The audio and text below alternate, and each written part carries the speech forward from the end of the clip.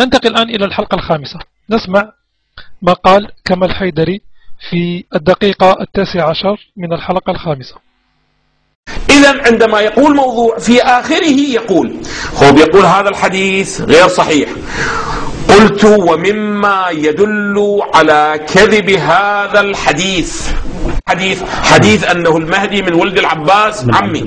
قلت ومما يدل على كذب هذا الحديث أنه مخالف لقوله صلى الله عليه وسلم بحسب نص الكتاب، وإلا لا تصلوا علي الصلاة البتراء أو المبتورة صلى الله عليه وآله.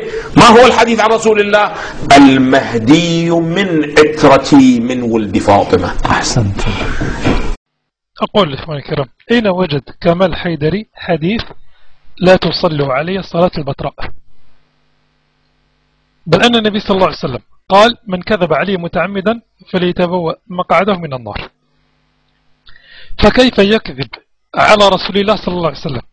وقد بحثت عن هذا الحديث ولم أجد له أثر في أي كتاب من الكتب التسعة، لا في موطأ الإمام مالك ولا في مسند الإمام أحمد ولا في صحيح بخاري ولا في صحيح مسلم ولا في السنن. فكيف يتجرأ كمال الحيدري على الكذب على رسول الله صلى الله عليه وسلم أمام المشاهدين بهذه الوقاحة؟ أين وجد حديث لا تصلوا علي الصلاة البتراء؟ هذا الحديث غير موجود في كتب السنة والجماعة، في الكتب التسعة غير موجود.